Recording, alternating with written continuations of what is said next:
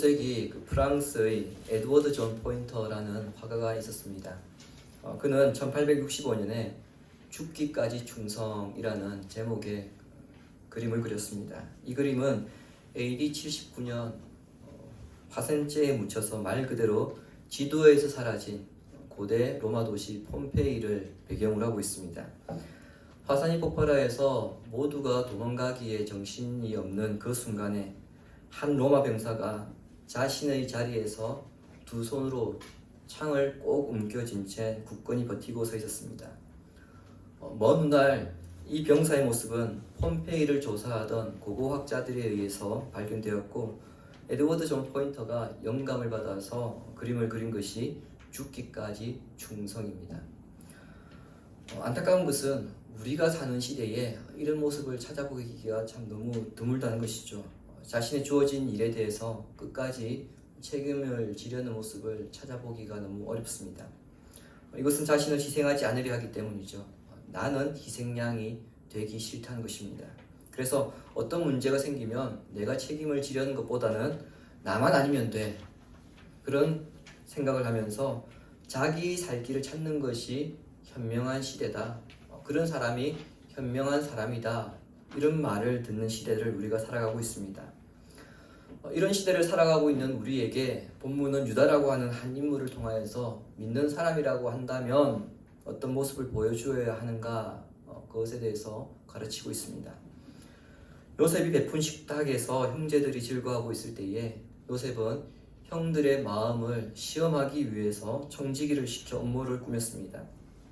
형제들이 가져온 그 자루에 곡식을 가득 담아주고, 뿐만 아니라 형제들이 가져왔던 그 돈을 다시 자루 어기에 넣어주라고 한 것입니다. 거기에 더하여 막내 베냐민 자루에는 은잔을 넣도록 하였습니다. 이렇게 함으로써 나중에 청지기가 형제들의 모든 곡식 자루를 검사할 때에 형제들 모두가 돈을 도둑질한 것처럼 그렇게 보이게 만들었습니다. 그리고 날이 밝자 요셉의 형제들은 나귀에 짐을 싣고 이제 고향 땅으로 떠났습니다. 억류되었던 시몬도 함께 떠나게 되었고, 그렇게 걱정했던 베냐민도 안전하게 돌아갑니다. 게다가 곡식도 11자루에 가득 채웠으니까 가나안을 향해 떠나는 11명의 형제들의 발걸음은 굉장히 가벼웠겠죠. 또한 한시라도 빨리 고향집에 도착하고 싶은 그런 마음으로 요셉의 집을 출발했을 것입니다. 그런데 그들이 채 멀리 가기도 전에 요셉이 청지기를 뒤쫓아 보냅니다. 청지기는 형제들을 추격하여 불러 세운 뒤에 당신들에게 선을 베푼 총리의 은잔을 어떻게 훔쳐갈 수 있느냐, 그렇게 외쳤고요. 그 말에 형제들은 결단코 그런 일을 하지 않았다고 말합니다. 형제들의 논지는 무엇이냐면은 지난번 방문 때 우리가 돈을 집에 가져갔을 때 그대로 있는 것을 보았는데 그 돈도 우리가 다시 그대로 가져왔다.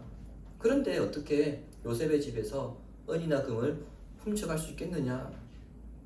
급기야 우리 가운데 은잔이 발견된다면 그 사람은 죽을 것이고 우리는 종이 되겠다, 이런 말까지 합니다. 자신들이 맹세할 수 있는 최고 수준의 맹세를 지금 하고 있는 것입니다. 그런데요, 청지기는 이 형제들의 맹세를 조금 완화된 수준으로 받아들입니다. 은잔이 발견된 자만 종이 되고 나머지는 그냥 자유롭게 풀어주겠다는 것입니다. 그리고 맏형 르우벤에서부터 막내 베냐민에 이르기까지 자루를 조사하는데 베냐민의 자루에서 은잔이 발견되었고요. 이로 인해서 형제들이 이제 요셉에게 끌려갑니다. 여기에 이상한 점이 하나 있습니다. 요셉이 보낸 청지기가 형들의 자루에서도 돈을 발견했음에도 불구하고 지금 그 돈에 대해서는 문제 삼지 않고 베냐민의 자루에서만 발견된 이 은잔만 문제 삼고 있다는 점입니다. 창세기를 기록한 저자는 여기에서 두 가지를 강조하고 있습니다. 하나는 이 잔이 은잔이라는 겁니다. 은으로 만들어졌다는 겁니다. 이것은 잔의 가치를 말하는 것이 아닙니다. 22년 전 요셉의 형들은 요셉을 상인들에게 은 20세겔에 팔았습니다. 요셉과 그리고 그의 형들이 만나서 하는 이야기가 계속 펼쳐지고 있는데요. 이 이야기에 뭐가 나타나냐면은 곡식을 사기 위해서 돈을 지불했다. 이 이야기들이 계속해서 등장합니다. 우리 성경에는 돈과 은이 지금 다르게 번역되어 있습니다만 히브리어에서는요 케세프라고 하는 단어가 똑같습니다. 이 케세프가 돈으로도 번역이 되고 은으로도 번역이 되어 있습니다. 그런데 창세기 42장에서부터 45장까지 요셉과 그의 형들의 대화가 계속 진행되는 가운데에 이 케세프가 정확하게 20번 등장합니다. 이 우연이 아니라는 거죠. 케세프가 언급될 때마다 오래전 형들이 은 20세겔을 받고 요셉을 팔았던 그 일을 계속해서 떠올리게 하고 있는 것입니다. 즉 청지기가 은잔을 언급할 때에는 당신들은 요셉을 팔았던 그 장본인들이다. 이걸 창세기 기자가 암시를 하고 있는 겁니다. 다음으로 그 잔은 점을 치는 데 중요한 도구라는 것입니다. 잔으로 어떻게 점을 치냐면요. 이 잔이 있으면은 액체를 하나 채웁니다. 그럼 그 액체에다가 다른 액체 몇 방울을 떨어뜨려요. 그러면은 그 두 액체가 이제 융합이 되면서 나타나는 모양이 있을 거 아니에요. 그 모양을 보면서 점을 쳤다고 합니다. 여러분 그들에게 점은 무엇이냐면은 미래를 알 수 있게 하는 하나의 수단이고요. 더군다나 요셉은 나라의 총리입니다. 단지 개인 앞날을 위해서 점을 치는 것이 아니라 나라의 지도자이기 때문에 국가 중차대한 일을 놓고 점을 쳤을 것입니다. 따라서 이것은 단순히 돈으로 환산할 수 있는 것이 아니다. 그것을 이 은잔을 통해서 지금 부각시키고 있습니다. 자, 이런 은잔이 베냐민의 자루에서 발견되자 형제들은 옷을 찢고 그리고 끌려가는 베냐민의 뒤를 따라서 울면서 요셉의 집으로 돌아왔습니다. 전에는 죄 없는 요셉의 옷을 찢었던 형들이 이제는 자신의 옷을 찢으면서 괴로워하는 상황이 된 것입니다. 아무 말도 무슨 말을 해도 소용이 없는 그 순간에 14절의 기록대로 다시 요셉 앞에 엎드리게 되었습니다. 형제들은 하루 전날에도 요셉에게 엎드렸습니다. 그때는 상대방에 대한 존중의 차원에서 엎드린 것이라고 한다면 지금은 잘못을 인정하고 용서를 구하기 위해서 엎드린 것입니다. 잘못을 인정했다는 것은요, 자기가 정말 잘못했다고 느끼는 것이 아닙니다. 억울하지만 어쨌든 은잔이 지금 베냐민 자루 속에서 나왔기 때문에 그 잘못을 인정하고 있는 것입니다. 형제들을 보자 요셉은 애굽의 총리로서 근엄하고 냉담한 모습으로 형제들의 잘못을 추궁합니다. 15절 보시기 바랍니다. 요셉이 그들에게 이르되 너희가 어찌하여 이런 일을 행하였느냐? 나 같은 사람이 점을 잘 치는 줄을 너희는 알지 못하였느냐?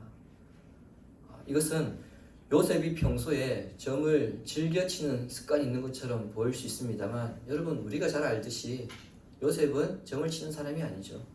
그는 항상 신실하신 하나님을 믿으며 살아왔기 때문에 점에 의지하는 사람이 아닙니다. 그런 의미보다는 자신에게는 점을 잘 치는 능력이 있다. 그것을 말합니다. 사람을 꿰뚫어 보는 능력이 나에게 있으니까 나를 속이지 마라. 그런 뜻으로 이야기한 거예요. 어떻게 보면 요셉 앞에 선 형제들은 자신들이 고양이 앞에 있는 시신새처럼 그렇게 느껴졌을 것입니다. 그런 상황에서 형제들을 대신하여 유다가 났습니다. 16절에 기록된 것처럼 자신들의 입장을 설명합니다. 우리가 무슨 말을 하겠습니까? 무엇을 설명하겠습니까? 우리의 억울함을 어떻게 증명할까요? 여기에서 중요한 단어가 우리입니다. 유다 말의 핵심은요, 우리가 이 잔이 발견된 사람과 함께 이곳에 남겠습니다 입니다. 여러분 야곱의 가족 안에서 일어나는 이 변화가 보이십니까? 이전에 야곱의 가족들은요 전부 자기만 알았습니다. 르우벤은 육체적인 욕망을 참지 못해서 아버지의 첩을 건드렸고요. 시므온과 레위는 여동생이 세겜 사람에게 강간당했을 때 과도하게 살육을 함으로써 자신의 분노를 쏟아내었습니다. 유다는 하나님께서 아브라함의 후손들에게 금하신 가나안 여인을 아내로 맞이하였습니다. 그리고 다른 형제들의 행위는 창세기에선 구체적으로 언급되어 있지 않습니다만 야곱의 편애를 받는 요셉을 죽이려는 음모를 함께 꾸몄고요. 요셉을 은인 20세기에 팔아버리고 그것으로 자기 주머니를 채우는데 동참하였습니다. 여러분이 생각하시기에 야곱의 이 집안의 아들들, 여러분 정상적으로 보이십니까? 이 가정이 정상적인 가정인가요? 콩가루도 이런 콩가루 집안이 없죠. 설교 서두에도 말씀을 드렸습니다만 대개 사람들은 위기에 처하면 계산기를 두드립니다. 내가 지금 치고 들어가야 되나 아니면 빠져야 되나, 이것저것 따지면서 그 위기 상황을 피하려고 합니다. 그런데 오늘 본문의 이 상황에서 형제들이 지금 변하고 있음을 보여주고 있습니다. 정말 위기의 그 순간에 형제들이 공동의 책임을 지겠다고 나서고 있는 것입니다. 이런 태도는 18절 이후에서 더 강력하게 나타나고 있습니다. 유다가 우리 모두가 이곳에 남아서 종이 되겠습니다 이렇게 말을 했을 때에 요셉이 굳이 그럴 필요까지는 없고 은잔이 발견된 자만 이곳에 종이 되면 돼, 그렇게 하였거든요. 자, 그렇다면 그냥 집으로 돌아가서 야곱에게 자초지종을 설명하면서 우리가 최선을 다했습니다만 어쩔 수 없었습니다. 거대한 제국의 총리가 그렇게 이야기하는데 우리가 어떻게 하겠습니까? 그렇게 말하면 됩니다. 하지만 유다는 그렇게 하지 않았습니다. 애굽 총리를 끝까지 물고 늘어지는데요. 그 내용이 18절부터 34절까지입니다. 요셉을 향해서 자신들이 베냐민을 데려가야 하는 그 당위성을 설명하는 유다의 발언인데 크게 세 부분으로 나누어집니다. 먼저는 18절부터 29절까지인데요. 최근에 그의 집안에서 일어났던 일에 대한 설명입니다. 당신이 우리들의 아버지와 아우에 대해서 물었고 아우를 데리고 오라고 하지 않았습니까? 우리는 아버지가 노년에 얻은 아들이기 때문에 그 아이를 데리고 오는 것이 불가능하다고 분명히 우리는 말했습니다. 하지만 천신만고 끝에 겨우 아버지를 설득해서 데리고 왔더니 지금 막상 이 아이가 집으로 돌아가지 못하게 되었는데 아버지는 돌아가실지도 모르고 어떻게 우리가 집으로 돌아가겠습니까? 지난날 자신들이 요셉과 만났던 그때를 상기시키면서 한편으로는 베냐민을 사랑하는 아버지의 마음을 그대로 전달함으로써 베냐민을 데려가야 하는 첫 번째 당위성을 설명하였습니다. 다음으로 30절에서 32절까지를 통해서 애굽 총리의 요구가 그의 아버지에게 어떤 영향을 미칠 것인가, 그것에 대해서 설명합니다. 한글 성경 30절은 아버지의 생명과 아이의 생명이 이렇게 시작하고 있습니다만 히브리어 원문과 그리고 영어 성경을 가지신 분들은요 30절 앞에 그러므로라고 하는 접속사가 들어가 있는 것을 확인하실 수 있을 겁니다. 어렵게 데리고 왔기 때문에 이 아이가 집으로 돌아가지 않는다면 아버지는 아이가 없는 것을 보고 죽게 될 것이며 자신들은 아버지를 죽게 한 원인 제공자가 될 것입니다. 이 뜻입니다. 왜냐? 아버지의 생명과 아이의 생명이 하나로 연결되어 있기 때문에. 그러면서 유다는 33절과 34절을 통해서 한 가지 제안을 합니다. 베냐민을 대신해서 자신이 노예로 남겠다는 거죠. 아버지와 베냐민을 위해서 기꺼이 자신을 희생합니다. 그는 사랑하는 아내 라헬의 아들들을 편애하는 아버지의 마음을 이해하며 아버지가 사랑하는 아들을 위해서 자신을 기꺼이 내놓고 있는 것입니다. 전에는 유다가 동생을 그냥 팔자고 제일 먼저 제안했습니다. 그런데 지금은 아버지와 가족의 샬롬을 위해 자신을 완전히 희생시키고 있는 모습을 우리가 지금 보고 있는 것입니다. 18절부터 34절까지 이 유다의 탄원은요, 창세기에서 나오는 발언 가운데에 한 개인의 발언으로서는 가장 길고 신구약을 통틀어서 가장 감동적인 탄원 가운데 하나입니다. 18절부터 34절까지를 제가 요약하여서 말씀드렸습니다만 한 구절 한 구절 차근차근 여러분 읽어보시면 구구절절 사람의 그 심금을 울리는 단원임을 알게 될 것입니다. 이 단원에는 베냐민을 가리키는 말이 22번 들어가 있고요. 아버지인 야곱을 지칭한 말이 20번 들어가 있습니다. 무슨 말입니까? 지금 유다의 머릿속에는 온통 아버지 생각, 베냐민 생각, 그것밖에 없습니다. 어떻게든지 이 베냐민을 집으로 데려가야 한다. 그런 책임감으로 지금 가득 차 있습니다. 이것은 가식적으로는 절대 할 수 없는 탄원이고요. 아버지와 베냐민의 그 마음과 상황을 완벽하게 이해해야만 할 수 있는 탄원입니다. 그렇기 때문에 이 탄원이 너무 아름다운 탄원입니다. 내 한 몸 어떻게 되든 말든 생각하지 않고 동생을 구하려는 그 탄원은 아름다움을 넘어서 그 탄원을 듣고 들어주지 않으면 도저히 못 뺏기게 하는 그러한 간곡한 절규처럼 들리게 합니다. 하지만 우리는 여기에서 간과하는 한 가지가 있습니다. 그것은 애국 총리를 향해서 지금 바싹 엎드리고 있는 유다의 심정입니다. 유다는 지금 총리를 향해서 자신의 심정, 형제들의 심정에 강조점을 두고 말하는 것이 아닙니다. 제가 앞서 말씀드린 것처럼 철저하게 아버지 입장에서 지금 단언하고 있습니다. 베냐민이 가지 못할 경우에 우리 아버지는 충격을 받아서 돌아가시게 될 것이다. 그런 일이 일어나기 전에 어떻게든지 이 베냐민을 데려가야 된다. 온통 그 생각뿐입니다. 혹시 아버지가 어떻게 막내 베냐민만을 의지하며 살았는가? 이 과정을 설명하는 유다의 마음을 여러분 생각해 보신 적 있으십니까? 평생 자신을 사랑해주지 않는 아버지에 대해서 가졌던 불만과 그 서러움이 복받쳤을 것입니다. 아버지에게는 12명의 아들이 있었습니다. 그런데 아버지의 눈에는 요셉과 베냐민만 사랑한 아들처럼 보였습니다.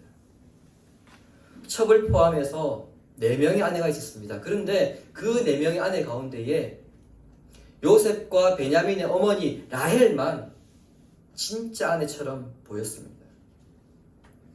유다 자신을 낳아준 어머니 레아는 늘 2등급이었고요. 유다 자신도 요셉과 베냐민 다 늘 아버지에게는 2등급 아들이었습니다. 즉 만년 2등, 그런 콤플렉스로 점철된 삶을 살아왔습니다. 여러분, 그렇게 본다면 유다의 이 삶이 너무 가슴 아픈 삶이지 않습니까? 이런 감정을 감추면서 살아왔는데요, 요셉 앞에서 그 감정을 쏟아내고 있습니다. 그 구절이 27절에서 29절입니다. 27절에서 29절 보시면은요, 마치 야곱에게는 한 아내와 2 아들만 있는 것처럼 그렇게 유다가 말을 하고 있습니다. 야곱의 말에 의하면 유다 자신을 포함한 나머지 아들은요, 주워온 자식입니다. 그럼에도 그는 아버지에 대한 서운한 감정들은 철저하게 배제시키고 베냐민을 데려가기 위해 애를 씁니다. 여러분 생각을 해보십시오. 이 베냐민을 데리고 다시 집으로 돌아가면 야곱은 누구만 보겠습니까? 또 다시 베냐민만 봅니다. 그럼에도 불구하고 유다는 베냐민을 데려가기 위해서 애를 씁니다. 더 나아가서 차라리 나를 노예로 붙잡아두고 베냐민은 가게 해달라, 그렇게 요청하고 있습니다. 45장에 보면 나오지만은요, 요셉의 모든 감정이 다 풀리게 할 정도로 진심 어린 호소를 하고 있는 것입니다. 유다의 이런 모습이 그리스도의 모형이 되는데 2가지 모습 때문입니다. 하나는 다른 사람을 위하여 간구하였다는 점입니다. 로마서 8장 34절 보십시오. 주부에 있습니다. 누가 정죄하리요? 죽으실 뿐 아니라 다시 살아나신 이는 그리스도 예수시니 그는 하나님 우편에 계신 자여 우리를 위하여 간구하시는 자시니라. 아멘.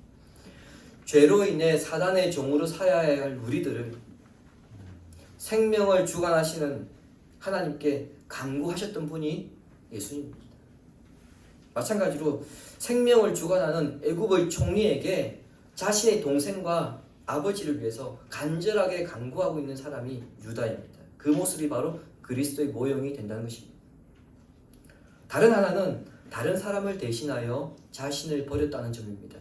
갈라디아서 1장 4절입니다. 그리스도께서 하나님 곧 우리 아버지의 뜻을 따라 이 악한 세대에게서 우리를 건지시려고 우리 죄를 대속하기 위하여 자기 몸을 주셨으니. 아멘. 인간은 죄인이기에 죽을 수밖에 없는 존재이죠. 그러나 그리스도께서 우리의 죄값을 치르기 위해서 자기 몸을 십자가에 내던지셨습니다. 은자는 베냐민에게서 발견되었기 때문에 유다는 무죄의 석방입니다. 그러나 이 순간 베냐민의 석방을 위해서 자신의 몸을 내놓고 있습니다. 이것이 유다가 그리스도의 모형이 되는 두 번째 이유입니다. 주님이 사랑하신 시내가 심은 성도 여러분, 유다는 아버지에게 자신의 목숨을 담보로 베냐민을 지키겠다고 약속하였습니다. 그리고 이 순간 그는 그 약속을 지키는 것이 자신의 책임이기 때문에 자신의 몸을 내어놓으며 베냐민을 살려달라고 절규하고 있습니다. 이것이 도고입니다.